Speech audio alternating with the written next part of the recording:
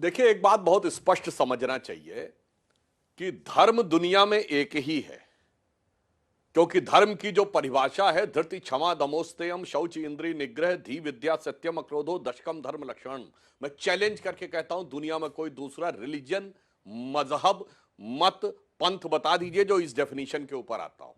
और अगर आप हिंदू को दूसरों से तुलना करना चाहते हैं तो एक पुस्तक, एक मैसेंजर ऑफ गॉड, एक वे ऑफ वर्शिप, एक पूजा स्थल, उस पे बता दीजिए। दोनों की तुलना नहीं है, मतलब आप खामखा में तुलना करने में लगे हुए हैं। और जिस धर्म की बात कर रहे हैं वो धर्म तो संविधान निर्माताओं का था। पहले मैं कोट करना चाहता हूं, महात्मा गांधी ने अपनी किताब हिंद स्वराज में लिखा, जो उन्होंने पूरा 1909 में किताब लिखी पूरे उसके लिए। और मैं एक और बात दर्शकों को बता दूं, अंजना जी, एकमात्र किताब महात्मा गांधी की जिसे अंग्रेजों ने बैन किया था, उसके प्रीफेस में उन्होंने लिखा है कि आज की यह लड़ाई जो है वो एक ब्रिटिश सभ्यता, यानी आधुनिक सभ्यता जिसको ब्रिटिश कहता है, उसके बीच और प्राचीन भारतीय सभ्यता के बीच में है। और आधुनिक ब्रिटिश सभ्यता को शैतानी सभ्यता कहा, और कहा ये जो हमारी प्राचीन सभ्यता है, this is a civilisation of God's.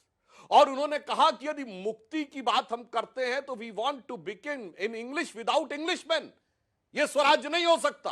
उन्होंने कहा ये हिंदुस्तान नहीं होगा, ये इंग्लिस्तान होगा। और आज प्रधानमंत्री जी ने वही तो बात बोली कि मैकाले की मानसिकता का वायरस निकालेंगे तब गांधी का स्वराज सिद्ध होगा। और इसीलिए गांधी जी ने अपना राजनीतिक दर्शन माना था राम राज्य, नित्य का भजन रघुपति राघव राजा राम, और अंतिम शब्द हे राम। भारत का एकमात्र नेता जिसकी समाधि पर राम लिखा है, उस राम को यदि आज अगर वास्तविकता में देखा जाए पूर्ण सम्मान के साथ, अगर आकाश की ऊंचाई पर जाकर वह स्थापित हुआ है वो आदर्श, तो मुझे लगता है आज हुआ है।